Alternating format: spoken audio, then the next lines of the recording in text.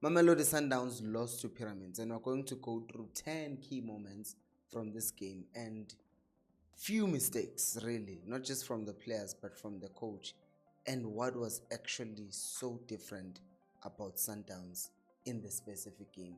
Starting with this, watch everything that is about to happen. Do you see what's happening? This is Sundowns trying to play a long ball.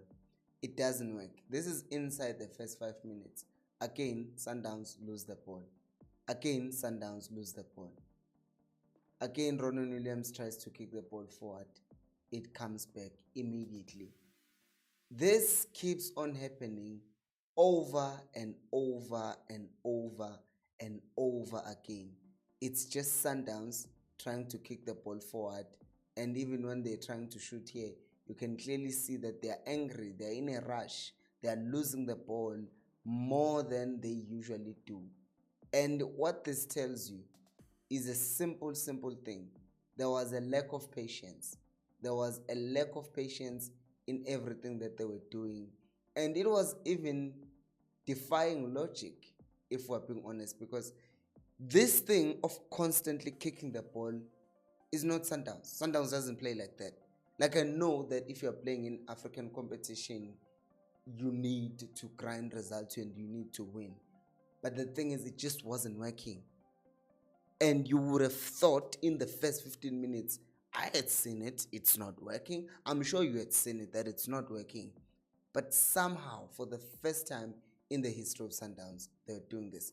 Put a pin on that, because we're going to come back to that. Because the second major thing was then, how are they going to deal with Fiston Maele? Well, we got the answer in the first 20 minutes. Like, they were very good at recovering, getting the ball back. Either it's Lebusa or it would be Grant Kekana. So they were doing very well in the first few minutes. And then around the 21st minute, you saw him peeling off in the back post, almost scoring. But it wasn't really dangerous.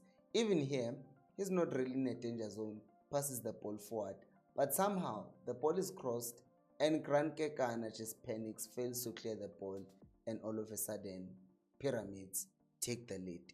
Now, the game was not gone by any means necessary. Sundowns just needed one goal to take the game to penalties. Even before they conceded, they needed one goal to win the game. That's it. You get me? But somehow this panicking, this lack of patience, this thing of the occasion somehow feeling bigger for Sundowns just overwhelmed them to a point that experienced defenders like Abo Kekana were making such mistakes. And then they concede, while they'd handled Umayele so well up to that moment. Again, put a pin on that, because we're going to talk about Sundowns' defense later on. So here's the second thing. We've talked about long balls in behind, but now look at the tall guys of Pyramids, and then look at Matthews and Reyners, the short guys in the box.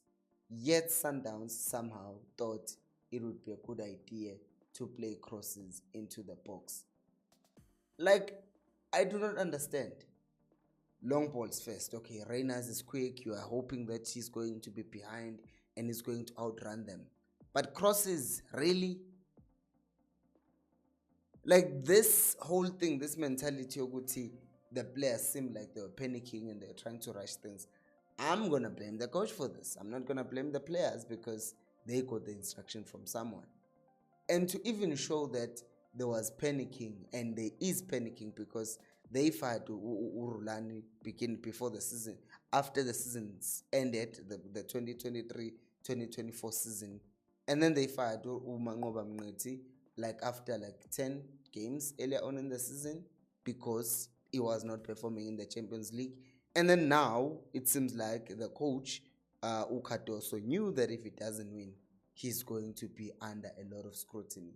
I don't think it's going to be scrutiny. I think they're just going to fire him. But if you're enjoying the video, to subscribe to the channel, because the next thing is, look at Lucas Ribeiro, star player of Sundowns. How does he lose the ball? Like, honestly, I'm trying to look here to see. This is Ribeiro, he's on the ball. What is this? He cannot explain what he was doing. He gives away the ball needlessly. You have Allende, kicks the ball. Have you seen him do that? Matthews, simple 10, he fails to do it.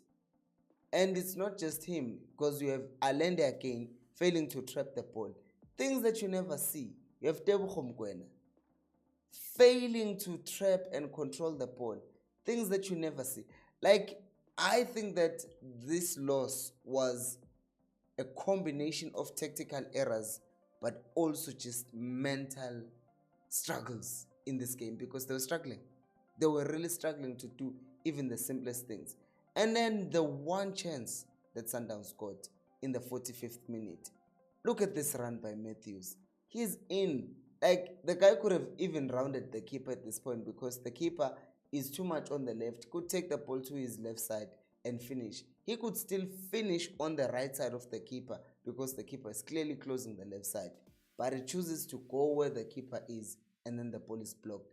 Look at how big the right side, the space on the right side. He fails to do it.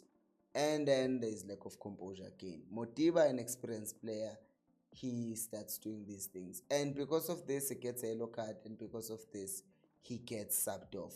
Which someone might think, but it's not like we're saving a great game. Yeah, sure. But you could talk to a player like that and say, listen, we need you second half. We need you to invert into midfield. We need you to add numbers. And if you take him off later on in the game, you could bring on some other players who could have changed the game. But now you have to prevent the team from playing one man down because one of your experienced players failed to hold their composure.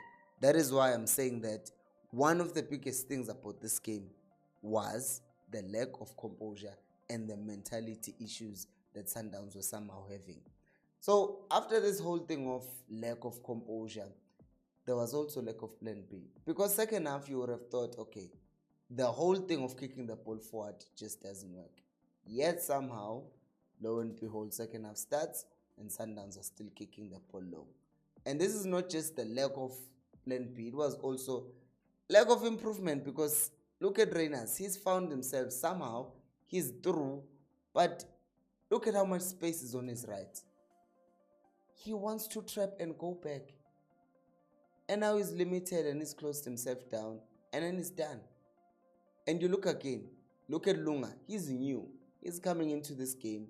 He's running. The commentator can even remember at this moment, he said that you'd expect that Lunga with his pace, with his fresh legs, is going to give you something. He runs with the ball. Simple pass. Play the ball out wide. He wants to force the pass. Ribeiro is it's not Ribeiro. Matthews is running wide. Give him the ball wide, but he tries to thread the ball through the two defenders, and then they block it. And now Sundowns are at a disadvantage. Lunga concedes a foul, and as a result of that foul, Sundowns concede their second goal. First half mistakes, same thing happening again in the second half. But this is not where it ended, because the coach then tripled down, because he thought, you know what, I'm playing crosses and I'm just going to play the big guys. I'm going to bring on Saleh, I'm going to bring on Chalulile, which I think was a good idea, because clearly he didn't have a plan of playing any other way. So you might as well just bring on your players who are going to help you in that regard. But they did not do that much, because the only good thing I remember is this good save by the keeper, and the goal, obviously, because Shalulile was the target, and then Reyners ends up scoring. Now people are going to ask, and they've been asking, is this not offside? It's not. Well, Shalulile is offside, but the law says that if you are not active in play, then you are not offside, because Shalulile is behind the person who's heading the ball. So in no way, shape or form is impeding him. So it's not an offside. I don't agree with the law, but it is what it is. If Shalulile was in front and offside, and then he jumped and he put off the person behind him, then that would have been given as an offside immediately. But he's behind and the person is freely jumping in front of him. So, it doesn't count. Anyways, we're not there, because the Reyners then scores, and then Sundowns seem to be back. And now this is what I was talking about. Since Sundowns have exhausted all their changes, when they took off Reyners, which I think was a horrible idea, they take off Reyners and then they bring on Motiba. Now, my thing is, you still have Allende in the game, right? You still have players that you could sacrifice. For example, Motiba, yes, is going to help you with aerial ability. But I'm thinking you are taking off a striker, someone who's just scored a goal. You are bringing on someone who's playing their first game in the season. Okay, I get the height, but Reyners, he just scored. Confidence is up there now. So Cardoso, not momentarily, he messed this thing up. And if Mamelodi Sundowns were to announce that he's gone tomorrow, I won't be surprised, because I mean, Abo Rulani almost went invincible the whole season. They lost their last game of the season. They did relatively well in the Champions League, but they still got fired. So yeah, he was given money, but it still failed. So I don't know. What do you guys think? Have you subscribed? If you haven't, please do make sure to subscribe. Thank you so much for watching, and I'll see you on the next game of Mamelodi Sundowns when they play in the Club World Cup. So yeah, stay tuned. Bye. Not really. Not there. I'll make another video on PSL news once a week, so that we know who's going where. Bye now.